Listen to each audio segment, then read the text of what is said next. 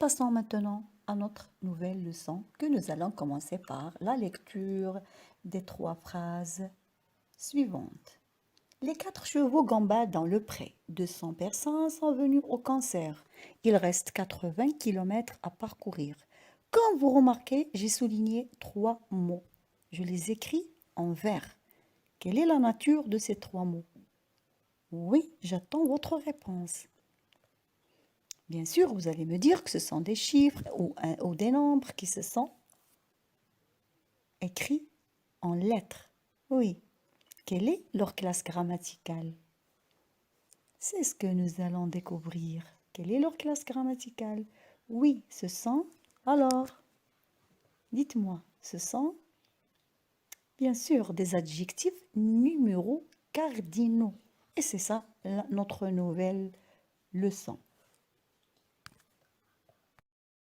Donc, bien sûr, comme vous connaissez tous, ce sont des adjectifs numéros cardinaux, les nombres et les chiffres en lettres. Les nombres et les chiffres en lettres.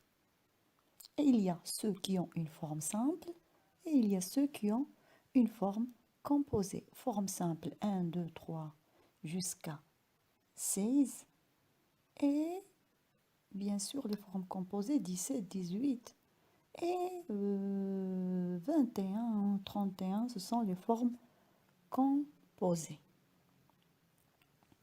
Là, il ne faut pas confondre les adjectifs numéros cardinaux 1, 2, 3 et les adjectifs numéros ordinaux. Attention, cardinaux c'est 1, 2, 3. D'accord? Ainsi de suite. Mais ordinaux, pardon, ils désignent un ordre. Le premier, le deuxième, le quatrième, le 15e, etc. Attention à cette différence. Cardinaux 1, 2, 3 et ordinaux premier, deuxième, troisième. La chose que vous devez savoir et que vous ne devez jamais oublier que l'adjectif numéral cardinal est invariable. Les adjectifs numéraux cardinaux sont invariables. Regardez devant vous comment on écrit 4, 5, 6, 7, 8, etc. Par exemple, les 4 ou 5 ou 6 ou 7 ou 8 chevaux gambadent dans le pré. Les 4, il y a les, mais ils ne s'accordent pas. Les adjectifs numéros sont invariables, ils ne s'accordent pas. Mais quand même, il y a des exceptions. La règle générale dit qu'ils ne s'accordent pas, qu'ils sont invariables, mais il y a des exceptions. Les exceptions sont pour 20 et 100. 2 exceptions pour 20 et 100 qui prennent S. Mais quand? C'est ce qu'on va savoir. Commençons par 20. Quand il prend S? Dans le chiffre 80. Parce qu'il est multiplié. Regardez, combien de 20? 4. Alors là, il prend S. Et s'il n'est pas suivi par un autre chiffre, on dit 80. Ça y est, 80. 20, il est placé à la fin. Donc, il va prendre S. En plus, il y a plusieurs 20. Vingtaine. 4.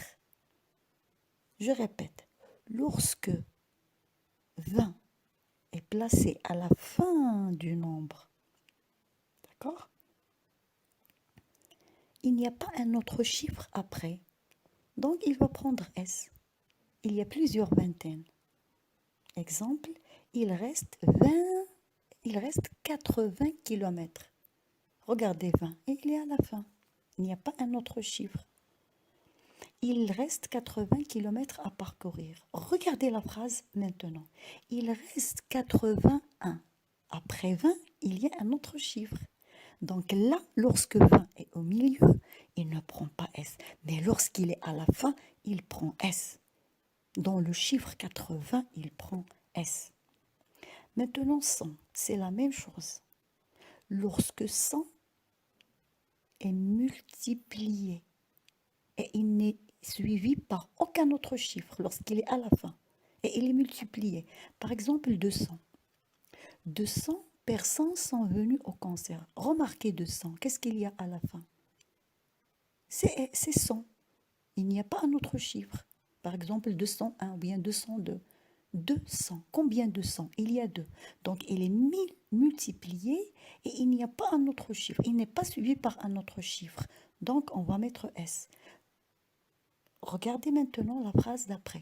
250. Ah là, 250.